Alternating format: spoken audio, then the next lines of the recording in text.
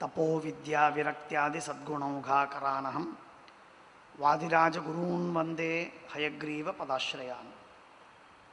ಕಾಮಧೇನುರ್ ಯಥಾಪೂರ್ವಂ ಸರ್ವಾಭೀಷ್ಟಫಲಪ್ರದಾ ತಥಾ ಕಲೌ ವಾದಿರಾಜ ಶ್ರೀಪಾದಃ ಅಭೀಷ್ಟದ ಸತಾಂ. ಶ್ರೀ ಗುರುಭ್ಯೋ ನಮಃ. ಹರಿ ಓಂ.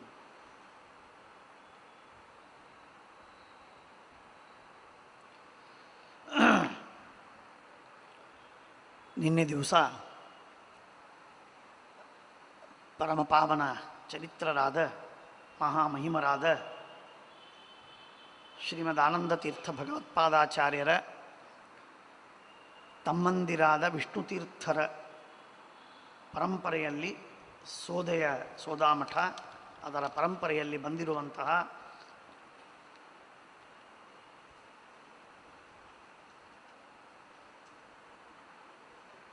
ಪ್ರಾತಸ್ಮರಣೀಯರು, ಶಾಪಾನುಗ್ರಹ ಸಮರ್ಥರು, ತಪೋವಿದ್ಯಾ ವಿರಕ್ತ್ಯಾದಿಗಳಿಂದ ವಿಭೂಷಿತರಾದವರು, ಸಾಕ್ಷಾತ್ ಹಯಗ್ರೀವರೂಪಿಯಾದ ಪರಮಾತ್ಮನನ್ನು ಸಂತೋಷಪಡಿಸಿದವರು, ಪ್ರತ್ಯಕ್ಷವಾಗಿ ಅವನನ್ನು ಕುಣಿಸಿದವರು, ಇಂಥ ಮಹಾನುಭಾವರಾದ ವಾದಿರಾಜ ಶ್ರೀಪಾದಂಗಳವರ ಪವಿತ್ರವಾದ ಪುಣ್ಯದಿನ. ಹಾಗಾಗಿ ಅವರ ಕುರಿತಾಗಿ ಕೆಲವು ಮಾತುಗಳನ್ನು, ಎಲ್ಲವನ್ನು ಹೇಳುವುದು ಸಾಧ್ಯವೇ ಇಲ್ಲ. ಅನೇಕ ದಿನಗಳವರೆಗೆ ಹೇಳಿದರೂ ಕಷ್ಟ ಇದೆ, ಸಾಧ್ಯವಿಲ್ಲ. ಹಾಗಿರುವಾಗ ಒಂದೇ ದಿನ ಕೆಲವೇ ಹೊತ್ತು ಹೇಳುವುದು ಸುತರಾಂ ಅಸಾಧ್ಯ. ಆದರೂ ನನ್ನ ಯೋಗ್ಯತೆಗೆ ತಕ್ಕಂತೆ ಸ್ವಲ್ಪ ಅವರ ಮಹಿಮೆಯನ್ನು ಹೇಳುವ ಪ್ರಯತ್ನವನ್ನು ಮಾಡ್ತೇನೆ. ಶ್ರೀಮದ್ ಆನಂದತೀರ್ಥ ಭಗವತ್ಪಾದಾಚಾರ್ಯರ ತಮ್ಮಂದಿರು ವಿಷ್ಣುತೀರ್ಥರು. ವಿಷ್ಣುತೀರ್ಥರಿಗೆ ಆಶ್ರಮವನ್ನು ಕೊಟ್ಟರು ಶ್ರೀಮದ್ ಆಚಾರ್ಯರು. ಆ ವಿಷ್ಣುತೀರ್ಥರು ಎರಡು ಪರಂಪರೆಗಳಿಗೆ ಮೂಲ ಪುರುಷರಾದರು. ಉಡುಪಿಯ ಸೋದಾಮಠ, ಇನ್ನೊಂದು ಸುಬ್ರಹ್ಮಣ್ಯದಲ್ಲಿರುವ ಮಠ. ಉಡುಪಿಯ ಸೋದಾಮಠಕ್ಕೆ ಈಗ ಅನಂತರದಲ್ಲಿ ಸೋದಾಮಠ ಅಂತಾಯಿತು. ಆ ಮಠಕ್ಕೆ ಮೂಲ ಪುರುಷರು ವಿಷ್ಣುತೀರ್ಥರ ತರುವಾಯ ವ್ಯಾಸತೀರ್ಥರು. ಭೂವರಾಹ ಎಂಬಂತಹ ಆರಾಧ್ಯ ಪ್ರತಿಮೆಯನ್ನು ಶ್ರೀಮದಾಚಾರ್ಯರು ದಯಪಾಲಿಸಿದರು. ಆ ವ್ಯಾಸತೀರ್ಥರ ಶಿಷ್ಯರು ವೇದ್ಯತೀರ್ಥರು, ಅವರ ಶಿಷ್ಯರು ವೇದ ಗರ್ಭತೀರ್ಥರು, ಅವರ ಶಿಷ್ಯರು ವರೇಶತೀರ್ಥರು, ಅವರ ಶಿಷ್ಯರು ವಾಮನತೀರ್ಥರು, ಅವರ ಶಿಷ್ಯರು ವಾಸುದೇವತೀರ್ಥರು, ಅವರ ಶಿಷ್ಯರು ವೇದವ್ಯಾಸತೀರ್ಥರು, ಅವರ ಶಿಷ್ಯರು ವರಾಹತೀರ್ಥರು, ಅವರ ಶಿಷ್ಯರು ವೇದಾತ್ಮರು, ಅವರ ಶಿಷ್ಯರು ವಿಶ್ವವಂದ್ಯರು, ಅವರ ಶಿಷ್ಯರು ರತ್ನಗರ್ಭರು.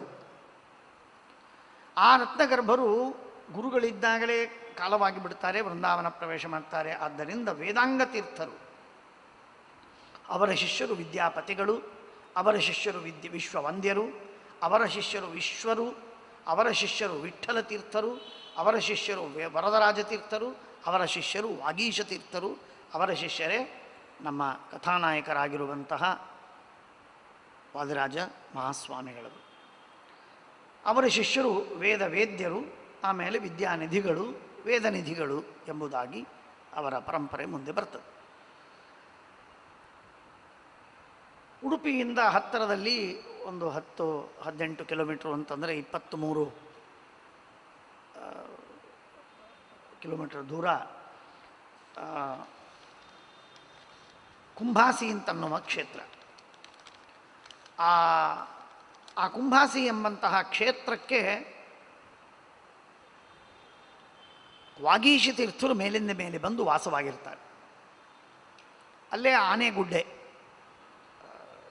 ಗಣಪತಿಯ ಸ್ಥಾನ, ಭಾರೀ ಜಾಗೃತವಾದಂತಹ ಗಣಪತಿಯ ಸ್ಥಾನ. ಅಲ್ಲೇ ಹತ್ತಿರದಲ್ಲಿ ಹೂವಿನ ಕೆರೆ. ಆ ಹೂವಿನ ಕೆರೆ ವಾದಿರಾಜರ ಸ್ವಾಮಿಗಳವರ ಪೂರ್ವಾಶ್ರಮದ ತಂದೆ ತಾಯಿಗಳು ಇದ್ದು ವಾಸವಾಗಿದ್ದಂತಹ ಊರು. ಸಾಮವೇದದ ಅಧ್ಯಯನವನ್ನು ಮಾಡಿದ ಆ ವಂಶ ಸಾಮಗ ವಂಶ. ರಾಮಾಚಾರ್ಯರು ತಂದೆ, ಸರಸ್ವತೀ ದೇವಿ ತಾಯಿ. ತಂದೆ ತಾಯಿಗಳಿಗೆ ಒಂದು ಮಗುವಿದೆ, ಆಗಿದೆ. ಅದು ಹೆಣ್ಣು ಮಗು. ಗಂಡು ಮಗು ಆಗಬೇಕು ಅಂತ ಬಹಳ ಪ್ರಯತ್ನವನ್ನು ಮಾಡಿದರು, ಪ್ರಾರ್ಥನೆ ಮಾಡಿದ್ದಾರೆ, ತಪಸ್ಸು ಮಾಡಿದ್ದಾರೆ, ಸಾಧನೆಯನ್ನು ಮಾಡಿದ್ದಾರೆ. ಅನೇಕ ದಿನಗಳವರೆಗೆ ಸಾಧನೆಯನ್ನು ಮಾಡಿದ್ದಾರೆ. ಮತ್ತೆ ಮತ್ತೆ ನಾವು ಇದನ್ನು ಕೇಳಬೇಕು. ಎಷ್ಟು ಉತ್ತಮವಾದ ಸಂತಾನವಾಗಬೇಕೋ ಅಂಥ ಉತ್ತಮವಾದ ಸಾಧನೆ ಮಾಡಿದರೆ ಮಾತ್ರ ಅದು ಸಾಧ್ಯವಾಗ್ತದೆ. ಶ್ರೀಮದಾಚಾರ್ಯರಂತಹ ಮಹಾನುಭಾವರು ಹುಟ್ಟುವುದಕ್ಕೆ 12 ವರ್ಷಗಳ ತಪಸ್ಸು ಮಾಡಿದ್ದು ಕೇಳಿದ್ದೇವೆ. 12 ವರ್ಷ ಅಲ್ಲ, 12 ಯುಗ ಮಾಡಿದರೂ ಶ್ರೀಮದಾಚಾರ್ಯರಂಥವರು ಹುಟ್ಟಬೇಕು, ಅಷ್ಟು ಅವಶ್ಯಕ. ಹೇಳುವ ತಾತ್ಪರ್ಯ ಅಷ್ಟು ಸಾಧನೆ ಮಾಡಿದ್ದಕ್ಕೆ ರಾಮಾಚಾರ್ಯ ಸರಸ್ವತಿಗಳಿಗೂ ಕೂಡ ಅಂತಹ ಸಂತಾನವಾಗಬೇಕು ಅಂತ ಕಂಡದ್ದನ್ನು ಬೇಡಿಕೊಳ್ಳೋದು, ಹರಿಕೆ ಹೊರೋದು ಹೆಣ್ಣು ಮಕ್ಕಳಿಗೆ ಸ್ವಭಾವ. ಲಕ್ಷ ಅಲಂಕಾರಗಳನ್ನು ನಿನಗೆ ಸಮರ್ಪಿಸ್ತೇನೆ ಅಂತ ಹೇಳಿ ತಾಯಿ ಅಪೇಕ್ಷೆ ಪಟ್ಟಿದ್ದಾಳೆ. ಅಷ್ಟು ಒಡವೆಗಳನ್ನು ಮಾಡಿಸಿ ದೇವರಿಗೆ ಸಮರ್ಪಣೆ ಮಾಡ್ತೇನೆ ಅಂತ ಬೇಡಿಕೊಂಡಿದ್ದಾಳೆ.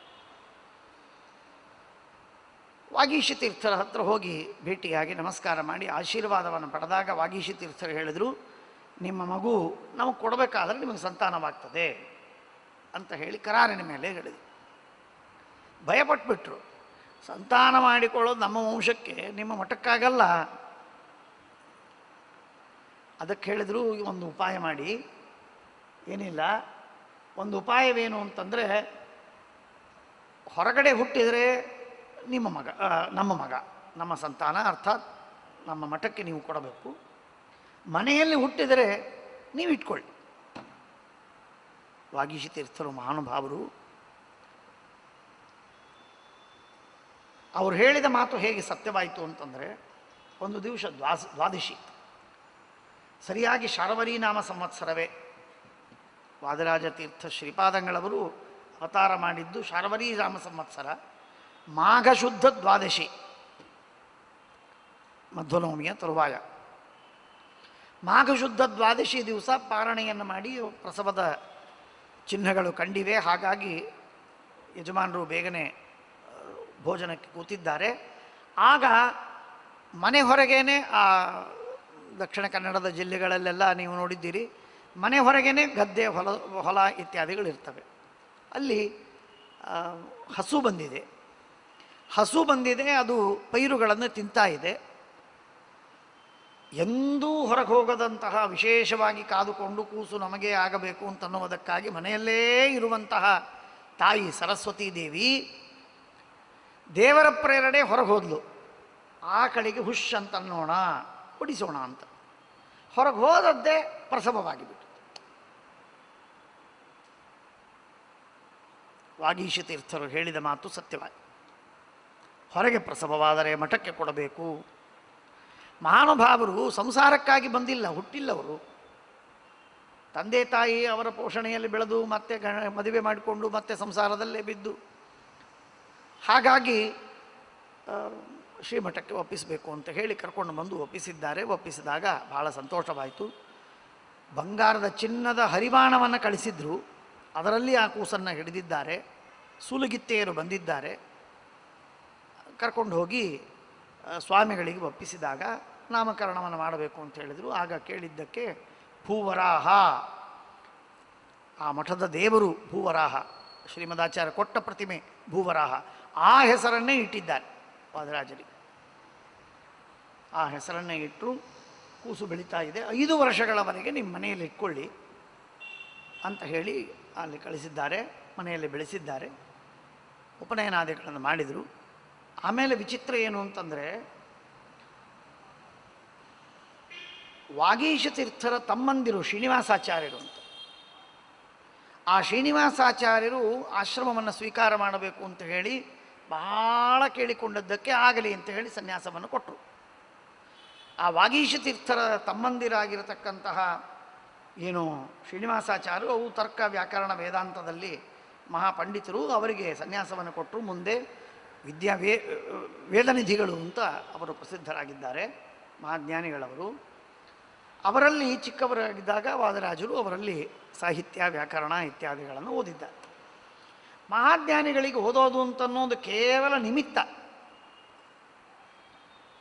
ಕೃಷ್ಣನ ಕಥೆಯಲ್ಲಿ ಕೇಳ್ತೇವೆ ಅಥವಾ ಶ್ರೀಮದಾಚಾರ್ಯ ಚರಿತ್ರೆಯಲ್ಲಿ ಕೇಳ್ತೇವೆ. ಹಾಗಿದ್ದಾಗೆ ವಾದರಾಜರಂತಹ ಮಹಾನುಭಾವರು, ಕೃಷ್ಣನಿಗೆ ಸಾಮ್ಯವನ್ನು ನಾನು ಹೇಳಲಿಕ್ಕೆ ಹೊರಟಿಲ್ಲ, ಆದರೆ ಅವರಿಗೆಲ್ಲ ಜನ್ಮಾಂತರದ ಜ್ಞಾನ ಇದ್ದೇ ಇರ್ತದೆ. ಅದನ್ನು ಸುಮ್ಮನೆ ಒಂದು ಸ್ವಲ್ಪ ಮೇಲಿನ ಏನು ಮುಸುಕಿರ್ತದೆ ಅದನ್ನು ತೆಗೆಯೋದಷ್ಟೇ. ಹಾಗೆ ಅವರು ಉಪದೇಶ ಮಾಡಿದ್ದೇ ಸಾಕು, ಎಲ್ಲ ಸ್ಫುರಣವಾಗಿದೆ. ಭಾರೀ ಬುದ್ಧಿವಂತರು. ಆ ರೀತಿಯಾಗಿ ಅವರು ವಿದ್ಯಾನಿಧಿಗಳ ಅವರ ಹತ್ರ ಅಧ್ಯಯನವನ್ನು ಮಾಡಿ ಉತ್ತಮವಾಗಿ ಪಂಡಿತರಾಗಿದ್ದಾರೆ. 8ನೇ ವರ್ಷಕ್ಕೆ ಸರಿಯಾಗಿ ಗುರುಗಳಿಗೆ ಕೇಳಿದ್ದಾರೆ, ವಾಗೀಶ ತೀರ್ಥರಿಗೆ ನನಗೆ ಸನ್ಯಾಸವನ್ನು ಕೊಡಿ ಅಂತ. ಆಗಲಿ, ಯೋಗ್ಯವಾದ ಅವಕಾಶದಿಂದ ಕೊಡ್ತೇನೆ ಅಂತ ಹೇಳಿ 8ನೇ ವರ್ಷಕ್ಕೆ ಆಶ್ರಮವನ್ನು ಕೊಟ್ಟುಬಿಟ್ಟು, ಚಿಕ್ಕ ವಯಸ್ಸು, ಆಶ್ರಮವನ್ನು ಕೊಟ್ಟು ಬಿಟ್ಟಿದ್ದಾರೆ. ಆಶ್ರಮವನ್ನು ಕೊಟ್ಟು ಕೆಲವೇ ದಿವಸಗಳಲ್ಲಿ ತೀರ್ಥಯಾತ್ರೆಗೆ ಹೋಗ್ತೇನೆ ಅಂತ ಕೇಳಿದರು.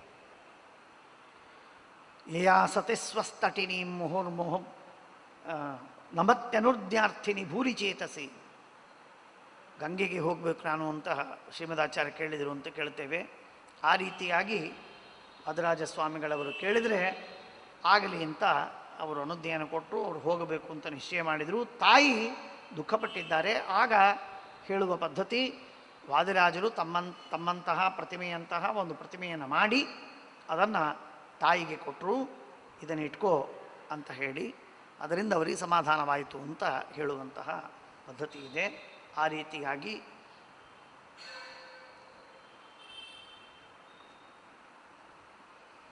ವಾದರಾಜ ಸ್ವಾಮಿಗಳವರು ಸಂಚಾರವನ್ನು ಮಾಡ್ತಾ ಇರುವಾಗ ಮಹಾಜ್ಞಾನಿಗಳು, ದೊಡ್ಡ ತಪಸ್ವಿಗಳು, ಶಾಪಾನುಗ್ರಹ ಸಾಮರ್ಥ್ಯ, ಒಂದೊಂದೂ ಅದ್ಭುತ. ಒಂದು ಕಡೆಗೆ ಹೋಗ್ತಾರೆ. ಪೂರ್ವಾಪರೀಕಾರ ಮಥಾಪರಂವ. ಈ ಕಥೆಯನ್ನು ಹೇಳುವಾಗ ಸ್ವಲ್ಪ ಹಿಂದೆ ಮುಂದೆ ಆಗ್ತಿರ್ಬೋದು. ಒಬ್ಬ ಜಾಗೀರ್ದಾರ ಶ್ರೀಮಂತ, ಅವನ ಮನೆಯಲ್ಲಿ ಮದುವೆ, ಆ ವಿವಾಹವಾಗಬೇಕಾಗಿದೆ. ಆ ವಿವಾಹವಾಗ್ತಾ ಇರುವಾಗ ಆ ವಿವಾಹಕ್ಕಾಗಿ ಪೇಟ ಸುತ್ತಿಕೊಂಡಿದ್ದಾನೆ, ರಕ್ತೋಷ್ಣೀಶ ಅದನ್ನು ಸುತ್ತಿಕೊಂಡು ವಿವಾಹದ ವರ ಅಲ್ಲಿ ಕೂತಿದ್ದಾನೆ. ವಧೂವರರು ಇಬ್ಬರೂ ಕೂಡ ಅಲ್ಲಿ ಹೋಮಾದಿಗಳನ್ನು ಮಾಡಬೇಕು, ಅಕ್ಷತಾರೋಪಣ ಇತ್ಯಾದಿ ಎಲ್ಲ ನಡೀತಾ ಇದೆ ಕಾರ್ಯಕ್ರಮ ನಡೀತಾ ಇರುವಾಗಲೇ ಅವನಿಗೆ ತಲೆ ತಿರುಗಿ ಕೆಳಗೆ ಬಿದ್ದು ಸತ್ತೇ ಹೋಗ್ಬಿಟ್ಟ. ಏನಾಯಿತು, ಯಾಕೆ ಹೋದ, ಯಾಕೆ ತೀರಿದ ಅಂತ ಗೊತ್ತಾಗಲಿಲ್ಲ. ಗೊತ್ತಾಗೋದ್ರೊಳಗೆ ಒಂದು ಆ ಮುಂಡಾಸಿನಲ್ಲಿ ತಲೆಯಲ್ಲಿ ಒಂದು ಹಾವು ಬಂದಿದೆ. ಹಾವು ತಲೆಗೆ ಕಚ್ಚಿದೆ, ಸತ್ತು ಬಿದ್ದ. ಎಲ್ಲ ಉಪಾಯವನ್ನು ಮಾಡಿದ್ದಾರೆ, ಏನೂ ಸಾಧ್ಯವಾಗಲಿಲ್ಲ. ಮಹಾಗುರುಗಳು ವಾದರಾಜ ಸ್ವಾಮಿಗಳವರು ಬಂದಿದ್ದಾರೆ, ಪಕ್ಕದಲ್ಲಿದ್ದಾರೆ, ಹತ್ತಿರದಲ್ಲಿ ಅಂಥೇಳಿ ಅವರಿಗೆ ಶರಣು ಹೋದರು. ಕರ್ಕೊಂಡು ಬನ್ನಿ ಅವನನ್ನು. ಶವವನ್ನೇ ತಂದು ಮಲಗಿಸುವಂತಹ ಸ್ಥಿತಿ. ಆಗಿಂದಾಗ ಮಹಾಸ್ವಾಮಿಗಳವರು ಲಕ್ಷ್ಮೀ ಶೋಭಾನವನ್ನು ಬರೀತಾರೆ. ಇದನ್ನು ಪಠನ ಮಾಡಿರಿ, ಇದರಿಂದ ಅವನು ಬದುಕಿ ಬರ್ತಾನೆ. ಏನು ಚಿಂತೆ ಬೇಡ, ಏನು ಭರವಸೆ ಇರಬೇಕು, ಏನು ತಪಸ್ಸಿರಬೇಕು, ಏನು ಶಾಪಾನುಗ್ರಹ ಸಾಮರ್ಥ್ಯ. ಅದ್ಭುತವಾದ ರೀತಿಯಲ್ಲಿ ಲಕ್ಷ್ಮೀ ಶೋಭಾನವನ್ನು ಪಠನ ಮಾಡಿದ ಮಾತ್ರಕ್ಕೆ ಆ ಗಂಡ, ತೀರಿಕೊಂಡ ಪ್ರಾಣವನ್ನೇ ಬಿಟ್ಟಂತಹ ಗಂಡ ಬದುಕಿ ಬಂದ. ಹಾಗಾಗಿ ಲಕ್ಷ್ಮೀ ಶೋಭಾನವನ್ನು ವಿವಾಹದಲ್ಲಿ ವಿಶೇಷವಾಗಿ ಪಠನ ಮಾಡುವುದು ಅಂದಿನಿಂದ ರೂಢಿಯಲ್ಲಿ ಬಂದಿದೆ. ಭಗವಂತನ ಅದ್ಭುತವಾದ ವರ್ಣನೆ. ಮಹಾಜ್ಞಾನಿಗಳಾದಂತಹ ಜ್ಞಾನಿ ಸಾರ್ವಭೌಮರಾದ ವಾದಿರಾಜರು ಬರೆದಂತಹ ಗ್ರಂಥ, ಇನ್ನೇನು ಹೇಳಬೇಕು. ಹಾಗಾಗಿ ವಿಶಿಷ್ಟವಾದ ರೀತಿಯಲ್ಲಿ ಫಲವನ್ನು ಕೊಡತಕ್ಕಂಥದ್ದು. ಇವತ್ತು ಲಕ್ಷ ಜನರಿಗೆ ಆ ವಿಧವಾದಂತಹ ಫಲವನ್ನು ಕೊಟ್ಟದ್ದನ್ನು ನಾವು ಕೇಳ್ತೇವೆ, ಕಾಣ್ತೇವೆ. ಇಂಥ ಉತ್ತಮವಾದಂತಹ ರೀತಿಯಲ್ಲಿ ಆಗಿದೆ. ಹಾಗೆ ಸಂಚಾರವನ್ನು ಮಾಡ್ತಾ ಇರುವಾಗ ಒಂದು ಕಡೆಗೆ ಒಬ್ಬ ವ್ಯಕ್ತಿಯ ಮನೆಗೆ ಹೋದರು ವಾದರಾಜರು. ನನಗೆ ಸಂತಾನ ಇಲ್ಲ ಸ್ವಾಮಿ ಅಂತ ಹೇಳಿ ಆ ಶ್ರೀಮಂತ ಒದ್ದಾಡ್ತಾ ಇದ್ದಾನೆ. ಆಗ ವಾದರಾಜ ಸ್ವಾಮಿಗಳವರು ಜ್ಞಾನದೃಷ್ಟಿಯಿಂದ ವಿಚಾರ ಮಾಡಿ, ನಿನ್ನ ಪ್ರಾರಬ್ಧದಲ್ಲಿ ಸಂತಾನ ಇಲ್ಲಪ್ಪ, ಆದ್ದರಿಂದ ಪರಿತಪಿಸಬೇಡ ಅಂತ ಹೇಳಿ ನೀನು ಒಳ್ಳೆಯ ಸತ್ಕಾರ್ಯಕ್ಕೆ ನಿನ್ನ ಹಣವನ್ನು ವಿನಿಯೋಗ ಮಾಡು ಅಂತ ಹೇಳಿ ಆಶೀರ್ವಾದ ಮಾಡಿ ಸಂಚಾರಕ್ಕೆ ಹೋಗಿಬಿಟ್ರು. ಮುಂದೆ ಅಲ್ಲೊಬ್ಬ ಮಂತ್ರವಾದಿ ಬಂದ. ಆ ಮಂತ್ರವಾದಿ ಬಂದು ಅವನೇನು ಹೇಳ್ತಾನೆ ಅಂತಂದರೆ, ನಿಮಗೆ ಸಂತಾನವನ್ನು ಕೊಡ್ತೇನೆ, ನೀವ್ಯಾಕೆ ಯೋಚನೆ ಮಾಡ್ತೀರಿ, ಇಲ್ಲ ವಾದರಾಜರು ಆಗೋದಿಲ್ಲ ಅಂತ ಹೇಳಿದ್ದಾರೆ. ಅವರೇನು ತಲೆ ಹೇಳ್ತಾರೆ, ಅವರಿಗೆಲ್ಲ ಸುಳ್ಳು, ಅವ್ರಿಗೇನು ಬರೋದು ತನಗೆ ಸಾಮರ್ಥ್ಯವಿಲ್ಲ ಅಂತ ಅನ್ನೋದಕ್ಕೆ ನಿನಗೆ ಹಾಗೆ ಹೇಳಿದ್ದಾರೆ, ನಾನು ಸಂತಾನ ಕೊಡ್ತೇನೆ. ಭಾರಿ ಖುಷಿಯಾಯಿತು. ಉತ್ತಮವಾದ ಸಂತಾನವಾಯಿತು. ಸ್ವಲ್ಪ ದಿವಸಕ್ಕೆ ಅವರು ಸಂಚಾರವನ್ನು ಮಾಡ್ತಾ ಮತ್ತೆ ಮರಳಿ ಬಂದರು. ಆ ಶ್ರೀಮಂತ ಸ್ವಾಮಿಗಳ ಭೇಟಿಗೆ ಬರಲಿಲ್ಲ. ಸಿಟ್ಟು ಮಾಡಿಕೊಂಡಿದ್ದಾನೆ ಅಂತ ತಿಳ್ಕೊಂಡ್ರು. ಜ್ಞಾನಿಗಳಿಗೆಲ್ಲ ಗೊತ್ತು, ಅವನೇನು ಸಿಟ್ಟು ಮಾಡಿಕೊಂಡ್ರೇನು ಇವರಿಗೇನು ಹಾನಿ ಇಲ್ಲ, ಏನಿಲ್ಲ. ಆದರೂ ಕರೆಸ್ತಾರೆ. ಸತ್ಯ ಸಂಗತಿ ಅವನಿಗೂ ತಿಳಿಬೇಕು ಅಂತ ಅನ್ನೋದಕ್ಕಾಗಿ ಕರೆಸ್ತಾರೆ. ಕರೆಸಿ ಅವನಿಗೆ ಕೇಳ್ತಾರೆ. ಆಗ ಅವನು ಹೇಳ್ತಾನೆ, ಸ್ವಾಮಿ ನೀವು ಹೇಳಿದ್ರಿ ಸಂತಾನವಾಗೋದಿಲ್ಲ ಅಂತ, ನೀವೊಬ್ಬರೇನಾ ಕೊಡೋರು? ಹಾಗಾದರೆ ಏನಾಯ್ತಪ್ಪ? ಸಂತಾನವಾಗಿದೆ ನನಗೆ, ಕರ್ಕೊಂಡು ಬನ್ನಿ ಕೂಸನ್ನ ಅಂತ ಹೇಳಿ ಕರೆದು ತರಿಸಿ ತೋರಿಸಿದ ಮೇಲೆ ವಾದರಾಜ ಸ್ವಾಮಿಗಳು ಕೈಯಲ್ಲಿ ತೀರ್ಥವನ್ನು ತೆಗೆದುಕೊಂಡು ಅವನಿಗೆ ಪ್ರೋಕ್ಷಣೆ ಮಾಡಿದರು. ದೊಡ್ಡ ಪೇಳಂಭೂತ ಆಗಿ ನಿಂತೈತು. ನಿಂದೇನು ಕಥೆ ಇದೆ ಎಲ್ಲ ಹೇಳು ಅಂತ. ಅವನು ಹೇಳಿದ, ಆ ಕೂಸು ಭೂತವಾಯಿತು. ಭೂತವಾಗಿ ಹೇಳುತ್ತದೆ, ಈ ಮಂತ್ರವಾದಿ ನಮ್ಮಂಥ ಅನೇಕ ಭೂತಗಳನ್ನು ತನ್ನ ವಶದಲ್ಲಿ ಇಟ್ಕೊಂಡಿದ್ದಾನೆ. ನಮಗೆ ಸಂತಾನವಾಗೋದಕ್ಕೆ ನಮ್ಮನ್ನು ಕಳಿಸ್ತಾನೆ. ಕೆಲವು ವರ್ಷಗಳವರೆಗೆ ಅವನ ಮನೆಯಲ್ಲಿ ಇರಬೇಕು. ಯಾರ ಮನೆಯಲ್ಲಿ ಸಂತಾನ ಅಂತ ನಾವು ಹುಟ್ಟು ಬರಬೇಕಾಗಿದೆಯೋ ಅಲ್ಲಿ ಹುಟ್ಟಿ ಬರ್ತೇವೆ. ಕೆಲವು ವರ್ಷ ಇರ್ತೇವೆ. 5 ವರ್ಷ 6 ವರ್ಷ ಆಯಿತು ಅಂತಂದರೆ ಅವನನ್ನು ಕೊಂದು ಹಣವನ್ನೆಲ್ಲ ತೊಗೊಂಡು ಹೋಗಿ ನಮ್ಮ ಮಂತ್ರವಾದಿಗೆ ಕೊಡ್ತೇವೆ. ಇದು ನಮ್ಮ ಕೆಲಸ. ಇದನ್ನು ಹೇಳಿದಾಗ ಅವನಿಗೆ ಎಷ್ಟು ದುಃಖ ಅಷ್ಟು ದುಃಖ, ಎಷ್ಟು ಖುಷಿ ಅಷ್ಟು ಖುಷಿ. ಎಂಥ ಮೂರ್ಖತನ ಮಾಡಿಬಿಟ್ಟೆ ನಾನು ಅಂತ ಪಶ್ಚಾತ್ತಾಪ ಪಡ್ತಾನೆ. ವಾದರಾಜನನ್ನು ನಂಬುತ್ತಾನೆ, ಪಾದಕ್ಕೆ ಬೀಳುತ್ತಾನೆ. ಅವನನ್ನು, ಆ ಭೂತವನ್ನು ಪರಿಹಾರ ಮಾಡ್ತಾರೆ ವಾದರಾಜ ಸ್ವಾಮಿಗಳು. ಅವನು ಉದ್ಧಾರವಾಗ್ತದೆ, ಅವನ ಮನೆ ಉಳಿಯತ್ತೆ. ಇಲ್ಲ ಅಂದರೆ ಎಲ್ಲ ಧ್ವಂಸವಾಗಿಬಿಡ್ತಿತ್ತು. ಹೀಗೆ ವಾದರಾಜ ಸ್ವಾಮಿಗಳವರು ಪ್ರಯಾಗಕ್ಕೆ ಹೋಗ್ತಾರೆ ಸಂಚಾರವನ್ನು ಮಾಡ್ತಾ ಮಾಡ್ತಾ. ಈ ಮಾತನ್ನು ವಾದರಾಜ ಸ್ವಾಮಿಗಳವರೇ ಬರೆದದ್ದು, ಚರಿತ್ರೆಯಲ್ಲೋ ಬಂದದ್ದಲ್ಲ, ಸ್ವಯಂ ವಾದರಾಜರೇ ಬರೆದದ್ದು. ಅಲ್ಲಿ ವೇದವ್ಯಾಸ ದೇವರ ಆಜ್ಞೆಯಾಗಿ ಅವರು, ವಾದರಾಜ ಸ್ವಾಮಿಗಳವರು ಮಹಾಭಾರತಕ್ಕೆ ಲಕ್ಷಾಲಂಕಾರ ಬರೀತಾರೆ. ಮಹಾಭಾರತ ಲಕ್ಷ ಅಂದರೆ ಲಕ್ಷ ಶ್ಲೋಕಾತ್ಮಕವಾದ ಮಹಾಭಾರತ. ಅದಕ್ಕೆ ಅಲಂಕಾರ ರೂಪದಂತೆ ವ್ಯಾಖ್ಯಾನ ರೂಪವಾಗಿರುವಂತಹ ಅತ್ಯುತ್ತಮವಾದ ಮಹಾಭಾರತ ಲಕ್ಷಾಲಂಕಾರ, ಭಾರತಕ್ಕೆ ವ್ಯಾಖ್ಯಾನ. ಶ್ರೀಮದಾಚಾರ್ಯ ಸಿದ್ಧಾಂತಕ್ಕೆ ಅನುಗುಣವಾದ ಅತ್ಯಂತ ಶುದ್ಧವಾದ ಮಹಾಜ್ಞಾನಿಗಳು ಅದನ್ನು ವ್ಯಾಖ್ಯಾನವನ್ನು ಬರೀತಾರೆ. ಆ ಲಕ್ಷಾಲಂಕಾರವನ್ನು ಬರೆದ ಮೇಲೆ ಮುಂದೆ ಕಾಲಾಂತರದಲ್ಲಿ ಊರಿಗೆ ಬಂದ ಮೇಲೆ ತಾಯಿ ಕೇಳಿಕೊಳ್ತಾರೆ, ನಾನು ಲಕ್ಷ ಒಡವೆಗಳನ್ನು ಮಾಡಿಸ್ತೇನೆ ಅಂತ ಬೇಡಿಕೊಂಡಿದ್ದೆ, ನೀನು ಸಮರ್ಪಣೆ ಮಾಡಬೇಕು ಅಂತ. ಆಗ ಹೇಳ್ತಾರೆ, ನಾನು ಲಕ್ಷಾಲಂಕಾರ ಮಾಡಿದ್ದೇನೆ ನೋಡು. ಅಲ್ಲ, ಇದಲ್ಲ, ಇದೇ ಭಾರೀ ಲಕ್ಷಾಲಂಕಾರ. ಪರಮಾತ್ಮನ ಸೇವೆಯನ್ನು ಮಾಡಿ ಜ್ಞಾನದ ಲಕ್ಷಾಲಂಕಾರವೇನಿದೆ ಅದೇ ಉತ್ತಮವಾದದ್ದು.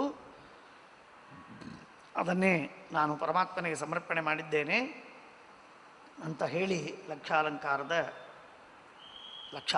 ಬರೆಯೋದು ಅಂದರೆ ಸುಲಭವಾದಂತಹ ಕೆಲಸವಲ್ಲ, ಅತೀ ಕಠಿಣವಾದ ಕೆಲಸ ಸಾಮಾನ್ಯರಿಗೆ.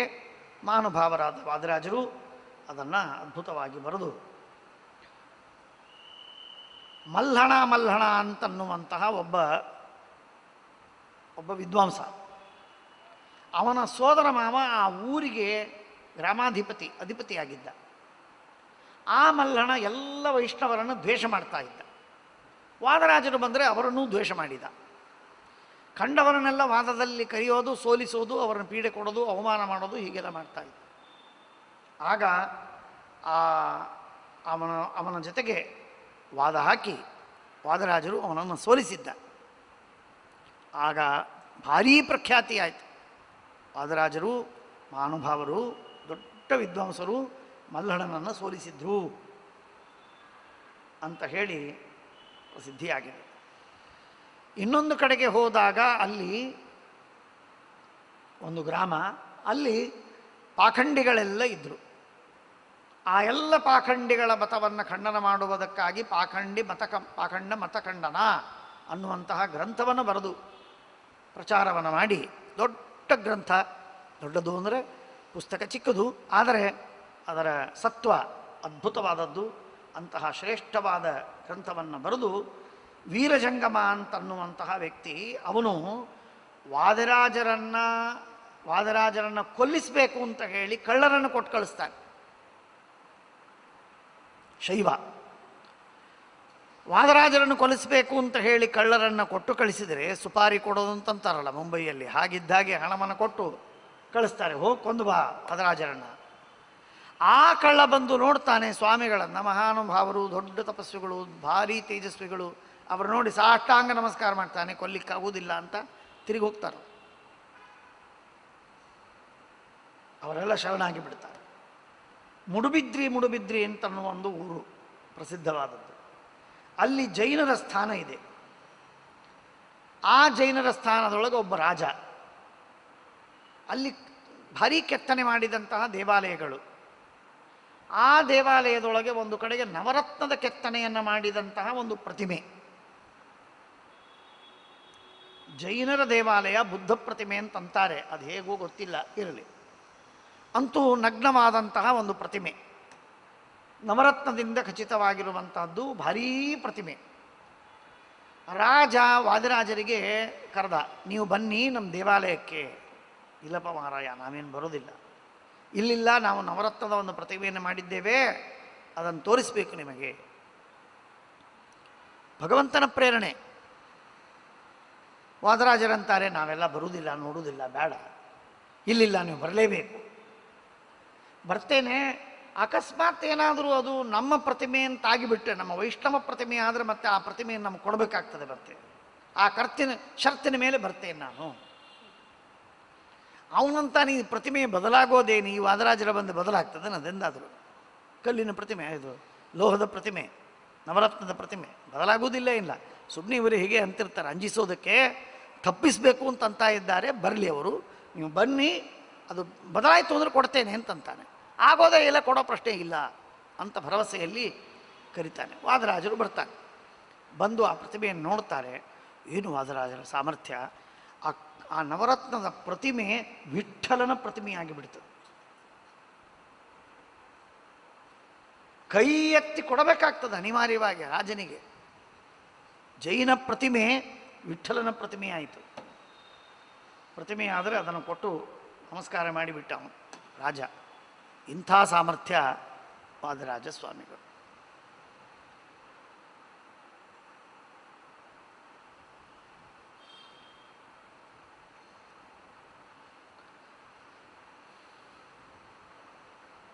ನಾರಾಯಣ ಭೂತ, ಅದಂತೂ ಪ್ರತ್ಯಂತ ಭೂತರಾಜರು, ಮಹಾನುಭಾವರು. ಅಂಥ ದೊಡ್ಡ ಭೂತರಾಜರನ್ನು ತಮ್ಮ ವಶ ಮಾಡಿಕೊಂಡಂತಹ ಅಪರೂಪದ ಒಂದು ಸಂಗತಿ, ಭಾಳ ದೊಡ್ಡದಾದಂಥದ್ದು. ಪುಣೆಯಲ್ಲಿ ಸಂಚಾರವನ್ನು ಮಾಡ್ತಾ ಬಂದಿರುವ ಸಂದರ್ಭದಲ್ಲಿ ಒಂದು ಸಲ ಪುಣೆಯಲ್ಲಿ ಮಾಘ ಕವಿ ಬರೆದಂತಹ ಶಿಶುಪಾಲ ವಧ, ಅದು ಭಾರೀ ಕಾವ್ಯ, ಅದ್ಭುತವಾದ ಕಾವ್ಯ, ಅದಕ್ಕೆ ಸಮಾನ ಇಲ್ಲ ಅಂತ ಹೇಳಿ ಆಗಿನ ಕಾಲದ ಕವಿಗಳೆಲ್ಲ ಸೇರಿಕೊಂಡು ಮಾಘ ಕಾವ್ಯ ಬಹಳ ಶ್ರೇಷ್ಠ ಶ್ರೇಷ್ಠ ಶ್ರೇಷ್ಠ ಅಂತ ಹೊಗಳಿ, ಆನೆ ಮೇಲೆ ಅದನ್ನಿಟ್ಟು ಮೆರವಣಿಗೆ ಮಾಡಬೇಕು, ಭಾರಿ ಪುರಸ್ಕಾರ ಮಾಡಬೇಕು, ಹಾಗೆ ಹೀಗೆ ಎಲ್ಲ ವಿಚಾರವನ್ನು ಮಾಡಿದ್ದು. ವಾದರಾಜರಿಗೆ ಆ ವಾರ್ತೆ ಬಂತು. ವಾದರಾಜರಂದರು, ಸ್ವಲ್ಪ ತಡೀರಿ, ನಮ್ಮಲ್ಲೊಂದು ಮಾಧ್ವ ಗ್ರಂಥ ಇದೆ, ಅದನ್ನು ಕೊಡ್ತೇನೆ, ಅದನ್ನು ನೋಡಿ ತುಲನೆ ಮಾಡಿ. ಆನೇನು ನಮ್ಮ ಗ್ರಂಥವನ್ನೇ ಪೂಜಿಸಬೇಕು ಅಂತ ನಾವು ಮರ್ಯಾದೆ ಮಾಡಬೇಕು ಅಂತ ಅನ್ನೋದಿಲ್ಲ. ಎರಡನ್ನೂ ವಿಮರ್ಶೆ ಮಾಡಿ ಯಾವುದು ಉತ್ತಮವಾಗಿದೆ ಅದಕ್ಕೆ ಸತ್ಕಾರ ಮಾಡಿ ಅಂತ ಪುಣೆ ಪಂಡಿತರಿಗೆಲ್ಲರಿಗೆ ಹೇಳ್ತಾರೆ. ಆ ಪುಣೆಯಲ್ಲಿ ಹೇಳಿದ ಪಂಡಿತರೆಲ್ಲರೂ ಮರಾಠಿ ಜನ. ಅವರು ಎಲ್ಲ ಜನರೂ ಇದ್ದರು, ವಿಶೇಷವಾಗಿ ಮಹಾರಾಷ್ಟ್ರೀಯ ಮರಾಠಿ ಭಾಷಿಕರು. ಅವರೆಲ್ಲರೂ ಕೂಡ ಇವರು ರುಕ್ಮಿಣೀಶ ವಿಜಯವನ್ನು ಕೊಟ್ಟು ಕಳಿಸ್ತಾರೆ. ಆ ರುಕ್ಮಿಣೀಶ ವಿಜಯ ಬರೆಯೋದು ಹೇಗೆ ಅಂತಂದರೆ, ರುಕ್ಮಿಣೀಶ ವಿಜಯವನ್ನು ಈ ಗ್ರಂಥವನ್ನು ಕೊಡ್ತೇನೆ ಅಂತ ಹೇಳಿದ ದಿನದಿಂದ 19 ದಿನದಲ್ಲಿ ಆ ಗ್ರಂಥವನ್ನು ಬರೆದು ನಿರ್ಮಾಣ ಮಾಡಿ ಕಳಿಸ್ತಾರೆ. ಕಥೆ ಹೇಳೋ ಪದ್ಧತಿ, ವಾಡಿಕೆ ಹೇಳೋ ಪದ್ಧತಿ ಏನು ಅಂತಂದರೆ, ದೇವರ ಪೂಜೆಯನ್ನು ಮುಗಿಸಿ ತೀರ್ಥವನ್ನು ತೆಗೆದುಕೊಂಡು ದೇಹಕ್ಕೆ ಪರಮಾತ್ಮನ ಗಂಧವನ್ನು, ನಿರ್ಮಾಲ್ಯವನ್ನು ಹಚ್ಚಿಕೊಳ್ತಾ, ಗಂಧ ಅಂಗಾರ ಅಕ್ಷತೆ ಹಚ್ಚಿಕೊಳ್ತಾ ಇರುವ ಸಂದರ್ಭದಲ್ಲಿ ಒಂದೊಂದು ಸರ್ಗವನ್ನು ಒಂದೊಂದು ದಿವಸ ಡಿಕ್ಟೇಟ್ ಮಾಡಿದ್ದಾರೆ.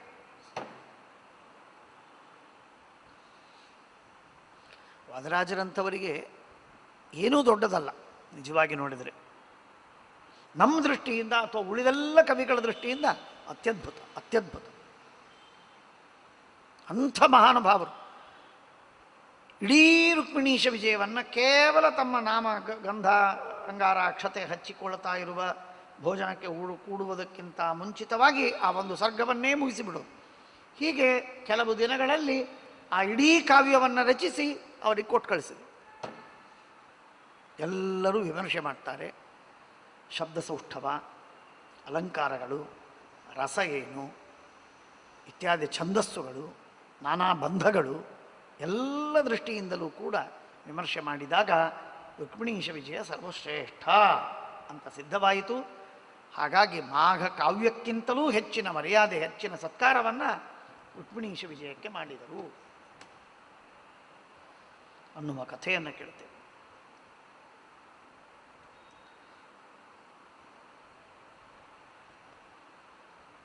ಕುಂಭಕೋಣಕ್ಕೆ ಹೋಗ್ತಾರೆ, ಅಲ್ಲಿ ವಾದವನ್ನು ಹಾಕ್ತಾರೆ.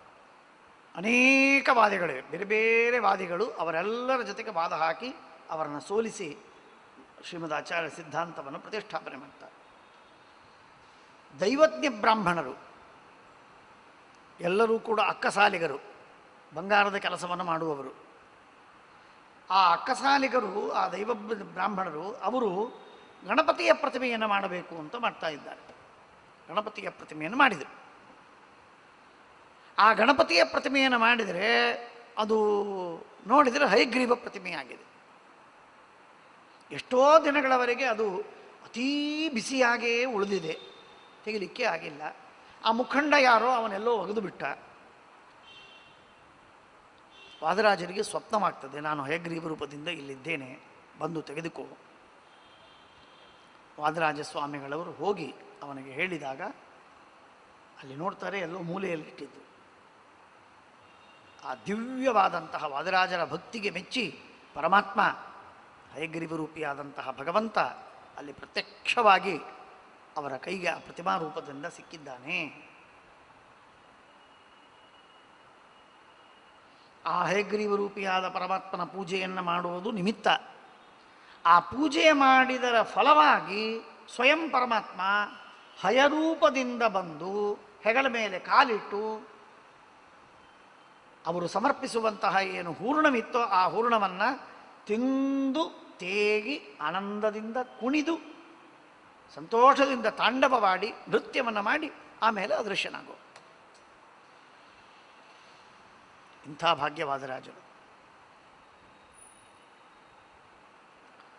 ಒಂದು ದಿವಸ ವಿಚಿತ್ರವೇನಾಯಿತು, ಯಾರೋ ವಿಷವನ್ನು ಹಾಕಿಬಿಟ್ರು. ವಾದರಾಜರು ರೂಮಿನಲ್ಲಿ ಒಂದು ಕೋಣೆಯೊಳಗೆ ಬಾಗಿಲು ಹಾಕ್ಕೊಂಡು ಕೂಡ್ತಾರೆ. ಹಯಗ್ರೀವ ದೇವರು ಬರ್ತಾರೆ, ತಿಂತಾರೆ ಅಂತ ಪ್ರಚಾರ ಮಾಡಿದ್ದಾರೆ. ಪ್ರಾಯಶಃ ವಾದರಾಜರೇ ತಿಂತಾರೆ. ಅದನ್ನು ತಿಂದು ನೀರು ಕುಡಿದು ಬಾಯಿ ಒರೆಸ್ಕೊಂಡು ಹೊರಗೆ ಬರ್ತಾರೆ. ಹಯ ಇಲ್ಲ, ಗ್ರೀವ ಇಲ್ಲ, ಹಯಗ್ರೀವಷ್ಟೇ, ತಿನ್ನೋದಷ್ಟೇ ಇವರು ಅಂತ ಹೇಳಿ ಅಪಪ್ರಚಾರ ಮಾಡಿದೆ. ಜನ ಇರೋದೇ ಎಲ್ಲ ಕಡೆಗೆ. ಅಪಪ್ರಚಾರ ಮಾಡುವುದಕ್ಕೆ ಜನರು ಎಂದೂ ಕಮ್ಮಿ ಇಲ್ಲ. ಹಾಗಾಗಿ ಅಪಪ್ರಚಾರ ಮಾಡಿದ್ರು. ವಿಷವನ್ನು ಹಾಕಿದ್ರು. ನೋಡೋಣ, ವಿಷ ಹಾಕೋಣ, ಆ ವಿಷವನ್ನು ತಿಂದು ಅವರಿಗೆ ತೊಂದರೆ ಆಗತ್ತೆ, ಗೊತ್ತಾಗತ್ತೆ. ಅವತ್ತಿನ ದಿವಸ ಹಯಗ್ರೀವ ರೂಪಿಯಾದ ಪರಮಾತ್ಮ ಹರಿವಾಣದಲ್ಲಿತ್ತಂತಹ ಹಯಗ್ರೀವವನ್ನು ಅರ್ಥಾತ್ ಪೂರ್ಣವನ್ನು ಇಡಿಯಾಗಿ ತಿಂದು ಪ್ರತಿನಿತ್ಯ ಸ್ವಲ್ಪ ಶೇಷವನ್ನು ಪ್ರಸಾದವನ್ನು ಉಳಿಸಿ ಹೋಗ್ತಾ ಇದ್ದ. ಅವತ್ತಿನ ದಿನ ಎಲ್ಲವನ್ನೂ ತಿಂದು ಸ್ವಚ್ಛ ಮಾಡಿ ಏನೂ ಉಳಿಸದೆ ಹೋಗಿಬಿಟ್ಟು. ಅವತ್ತಿನ ದಿವಸ ನೃತ್ಯವೂ ಇಲ್ಲ, ತಾಂಡವನೂ ಇಲ್ಲ, ನರ್ತನವೂ ಇಲ್ಲ, ಏನೂ ಮಾಡದೆ ಸುಮ್ಮನೆ ಕೂತು. ಯಾಕೆ ಹೀಗಾಯಿತು ಅಂದಾಗ ಗೊತ್ತಾಗಿದೆ. ಗೊತ್ತಾದ ಮೇಲೆ ವಾದರಾಜರ ಮಹಾಮಹಿಮೆ ತಿಳಿದು ಬಂತು. ವಾದರಾಜರು ತಿನ್ನೋದಿಲ್ಲ, ಪರಮಾತ್ಮ ಬರ್ತಾನೆ, ಭಗವಂತ ಮೆಚ್ಚಿ ಬಂದು ತಿಂತಾನೆ, ಭಗವಂತ ಆಪ್ತಕಾಮ, ಭಕ್ತರು ಕೊಟ್ಟದ್ದನ್ನು ಸ್ವೀಕಾರ ಮಾಡ್ತಾನೆ ಎಂಬುದಾಗಿ ತಿಳಿದು ಬಂದಿದೆ. ಆ ಹಯಗ್ರೀವ ರೂಪಿಯಾದ ಪರಮಾತ್ಮ ಬಂದು ಏನು ತಾಂಡವವಾಡಬೇಕೋ ಆ ಸಂದರ್ಭದಲ್ಲೇನೆ ಪ್ರೋಷ್ಠೀಶ ವಿಗ್ರಹಸು ಎಂಬಂತಹ ಶ್ರೇಷ್ಠವಾದ ಅಮರಕೃತಿ, ಅತ್ಯಂತ ಪ್ರಸಿದ್ಧವಾಗಿರುವ ದಶಾವತಾರ ಸ್ತುತಿ ಅಶ್ವಧಾಟಿಯಲ್ಲಿ ಅದನ್ನು ವಾದರಾಜ ಸ್ವಾಮಿಗಳವರು ಮಾಡಿ ಭಗವಂತನನ್ನು ನಿರಂತರವಾಗಿ ಆರಾಧನೆಯನ್ನು ಮಾಡಿದರು ಅನ್ನುವುದಾಗಿ ಕೇಳ್ತೇವೆ. ಒಬ್ಬ ಜಂಗಮ ಭೂತಗಳನ್ನು ವಶದಲ್ಲಿ ಇಟ್ಟುಕೊಂಡಿದ್ದ. ನಾನು ನಿತ್ಯ ಕೈಲಾಸಕ್ಕೆ ಹೋಗಿ ಬರ್ತೇನೆ ಅಂತ ಹೇಳ್ತಾ ಇದ್ದ. ಕೈಲಾಸಕ್ಕೆ ಹೋಗಿ ಬರ್ತೇನೆ ಅಂತ ಹೇಳ್ತಾ ಇದ್ದ. ಕಥೆ ಸ್ವಲ್ಪ ವ್ಯತ್ಯಾಸಗಳಿವೆ ಬೇರೆ ಬೇರೆ ಗ್ರಂಥಗಳಲ್ಲಿ ಹೇಳ್ತಾ ಇದ್ದ. ವಾದರಾಜರಿಗೆ ಅವನ ಭಕ್ತರು ಶಿಷ್ಯರೆಲ್ಲ ಹೋಗಿ ಬಂದು ಹೇಳಿದರು, ನೋಡ್ರಿ ಅವನು ಭಾರಿ ಕೈಲಾಸಕ್ಕೆ ಹೋಗಿ ಬರ್ತಾನೆ.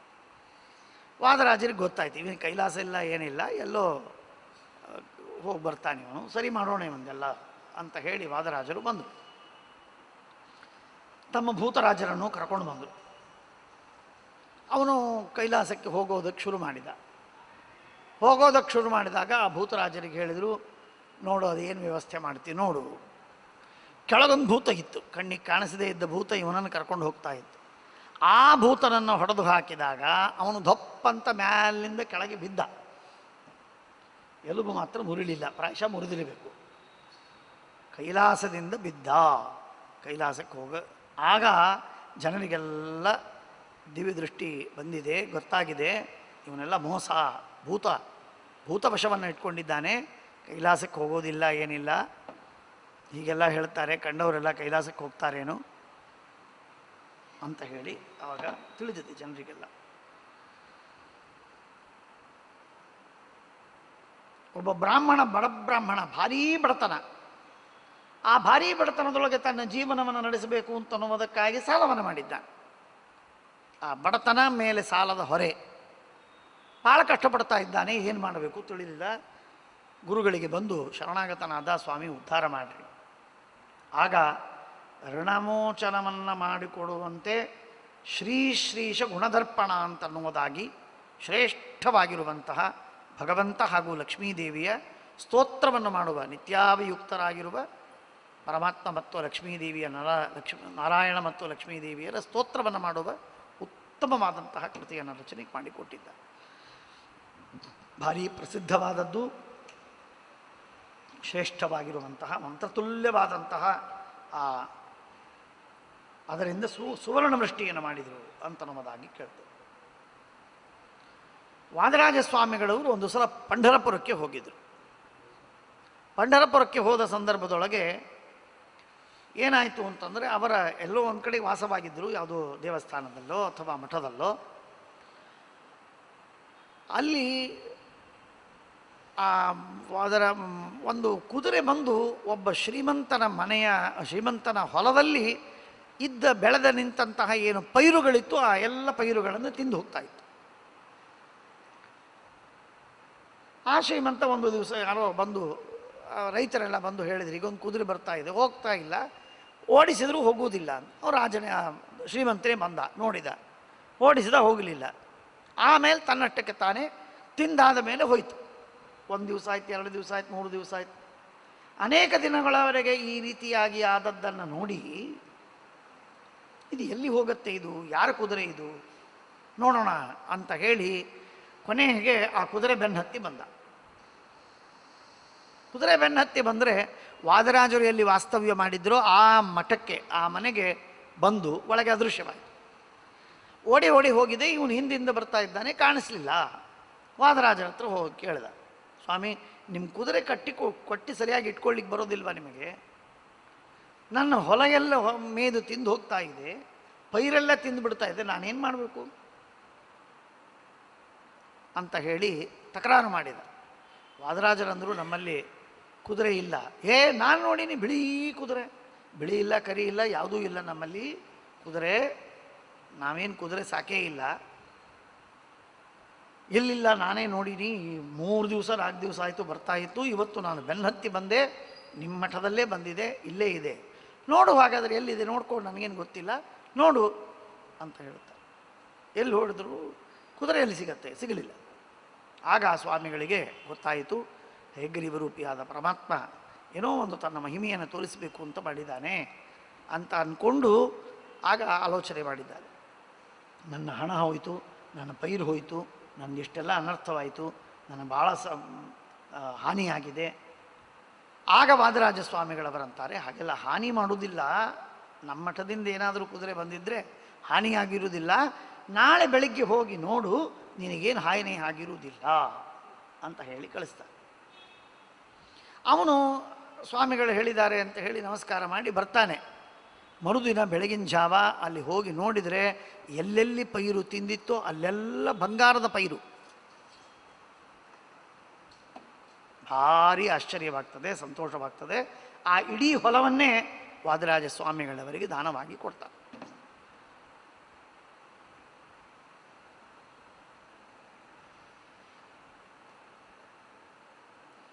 ಬದರಿಗೆ ಹೋಗುವ ಸಂದರ್ಭದಲ್ಲಿ ಒಂದು ಭೀಮನ ಕುಂಡ, ಆ ಭೀಮನ ಕುಂಡದಲ್ಲಿ ಭೀಮಸೇನ ದೇವರು ಪೂಜೆ ಮಾಡಿದಂತಹ ಒಂದು ನರಸಿಂಹದೇವರ ಪ್ರತಿಮೆ, ಹೀಗೆ ಪ್ರವಾದ ಹೇಳ್ತಾ ಇರುವಂತಹ ಒಂದು ಕಥೆ.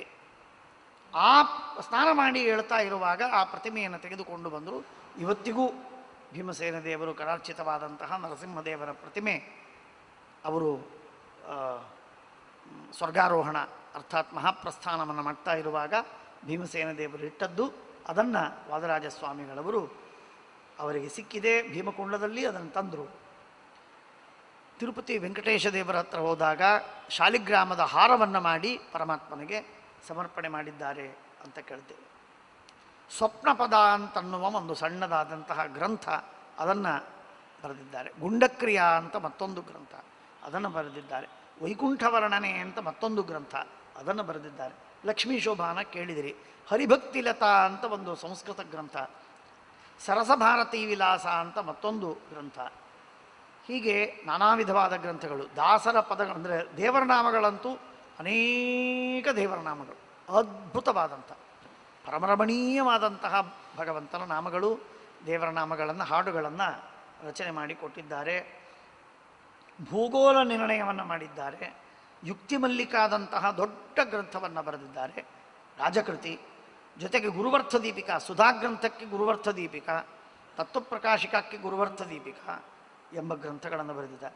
ಷಟ್ಪ್ರಶ್ನೋಪನಿಷತ್ತಿನ ಟೀಕೆಗೆ ಪ್ರಕಾಶಿಕಾ ಅಂತನ್ನುವ ಟಿಪ್ಪಣಿಯನ್ನು, ಈಶಾವಾಸ್ಯೋಪನಿಷತ್ತಿನ ಟೀಕೆಗೆ ವ್ಯಾಖ್ಯಾನವನ್ನು, ಉಳಿದ ಉಪನಿಷತ್ತುಗಳಿಗೆ 5-6 ಉಪನಿಷತ್ತುಗಳಿಗೆ ವ್ಯಾಖ್ಯಾನವನ್ನು ಪ್ರಕಾಶಿಕಾ ಅಂತನ್ನುವ ಭಾಷ್ಯ ಮತ್ತು ಉಪನಿಷತ್ತುಗಳಿಗೆ ವ್ಯಾಖ್ಯಾನವನ್ನು ಬರೆದಿದ್ದಾರೆ.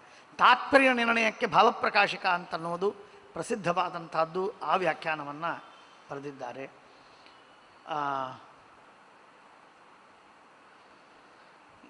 ನ್ಯಾಯ ನಿರ್ಣಯ ಅಂತ ಒಂದು ವಾಲಿ ಗ್ರಂಥ, ಅದರ ಬಗ್ಗೆ ಅನೇಕರೇನು ವಿವಾದ ಮಾಡ್ತಾರೆ ಅಂತ ಕೇಳಿದ್ದೇನೆ. ಆದರೆ ವಾದರಾಜರ ಗ್ರಂಥವೇ ಅಂತ ನಮಗೆ ಭಾವನೆ ಇದೆ. ನ್ಯಾಯ ನಿರ್ಣಯ ಅಂತ ಹೆಸರು ಸರಿಯಾಗಿ ನೆನಪಾಗ್ತಾ ಇಲ್ಲ. ವಾಲಿ ಗ್ರಂಥವನ್ನು ನಮ್ಮಲ್ಲಿ ಇದೆ, ನಾವು ನೋಡಿದ್ದೇವೆ, ಅಧ್ಯಯನ ಮಾಡಿ ಆ ಗ್ರಂಥವನ್ನು ಬರೆದಿದ್ದಾರೆ.